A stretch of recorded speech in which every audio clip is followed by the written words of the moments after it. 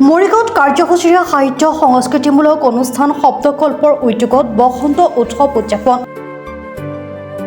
মৰিগাঁও চাৰণবিল জলক্ৰিয়া প্ৰকল্পত শব্দকল্পৰ উদ্যোগত দিনজোৰা কাৰ্যসূচীৰে আজি বসন্ত উৎসৱ উলহ মালহেৰে অনুষ্ঠিত হয়। পুৱা বিহুৱান উত্তোলনেৰে অনুষ্ঠানৰ শুভাৰম্ভ কৰে সভাপতি লক্ষ্যজ্যোতি নাথে। আনহাতে সম্পাদক নাৰায়ণ চন্দ্ৰ ৰজাই স্মৃতি তৰ্পণ কৰে আৰু উপদেষ্টা দেৱেন দাসে গছপুলি ৰোপণ কৰে। সুধাকণ্ঠ ডক্টৰ ভূপেন হাজৰিকা আৰু জুবিন গাৰ্গৰ প্ৰতিচ্ছবিত মাল্যাৰ্পণ কৰাৰ পিছত বিৰিঞ্চি কুমাৰ শৰ্মাই মুকলি বিহুৰ উদ্বোধন কৰে। মৰিগাঁও নাহৰ জেং বিহু হুঁচৰি দল আৰু কৃষ্ণচূড়া বিহুৱা দলে মনোমোহা বিহু প্ৰদৰ্শন কৰে। ইয়াৰ লগতে ডেইজি বৰাৰ শব্দ স্পন্দন আৰু চুমি কপাহেৰাৰ বসন্তৰ কবিতা নামৰ শীৰ্ষক দুখন গ্ৰন্থ উন্মোচন কৰা হয়। অনুষ্ঠানত বহু বিশিষ্ট ব্যক্তি উপস্থিত থাকি অনুষ্ঠানটো সাফল্যমণ্ডিত কৰি তোলে। চাৰণবিলৰ পাৰত এই নৈসৰ্গিক পৰিৱেশত বসন্ত উৎসৱ শব্দকল্পৰ উদ্যোগত দিনজোৰা কাৰ্যসূচীৰ আয়োজন কৰা হৈছে।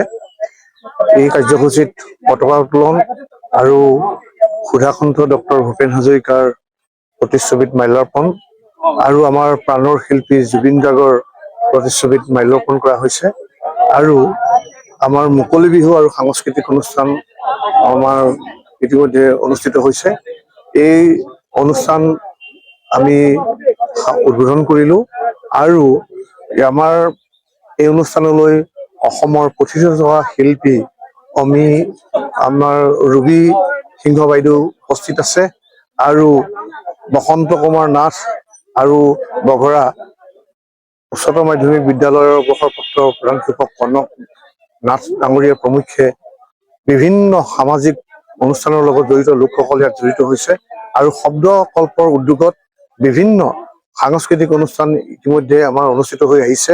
এইবাৰো দিনজোৰা কাৰ্যসূচী অনুষ্ঠিত হৈছে আৰু শব্দকল্পৰ যি লক্ষ্য উদ্দেশ্য, এই লক্ষ্য উদ্দেশ্যত যে অসমীয়া সমাজখনক একত্ৰিত কৰি যে আমি জাতি বৰ্ণ ধৰ্ম নিৰ্বিশেষে সকলোকে একত্ৰিত কৰি এখন সমাজ গঢ়িব লাগে, সেই যিটো লক্ষ্য আৰু উদ্দেশ্য সেইটো আগতে সেই কাম কৰি আহিছে আৰু ভৱিষ্যতেও কাম কৰি যাব। আজি এই অনুষ্ঠানত দুখনকৈ গ্ৰন্থ উন্মোচন কৰা হয়, কবিতা সংকলন, আমাৰ শব্দৰ স্পন্দন আৰু বসন্তৰ কবিতা, এই দুখন গ্ৰন্থ উন্মোচন কৰা হৈছে আৰু যিসকল কবিয়ে ইয়াত কবিতাত লিখিলে আৰু আমাৰ ডেইজি বৰা ডাঙৰীয়াই এখন কবিতা লিখিছে, গতিকে আমি সকলোকে শুভেচ্ছা জনাইছো আমাৰ শব্দকল্পৰ তৰফৰ পৰা। ধন্যবাদ।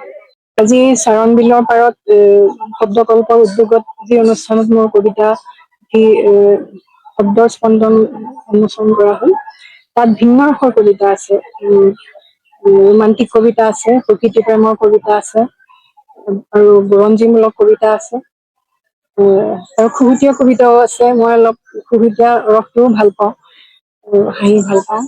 তাৰপিছতে আপোনাৰ আমাৰ বীৰ বীৰাংগনা বিলাকৰ বিষয়ে আছে, সতী সাধনীৰ ওপৰত লিখিছো, সতী ৰাধিকাৰ ওপৰত আছে, তাৰপিছতে ৰজা পৃথু আৰু বুৰঞ্জীৰ কিছুমান ঘটনাৰ ওপৰত আছে।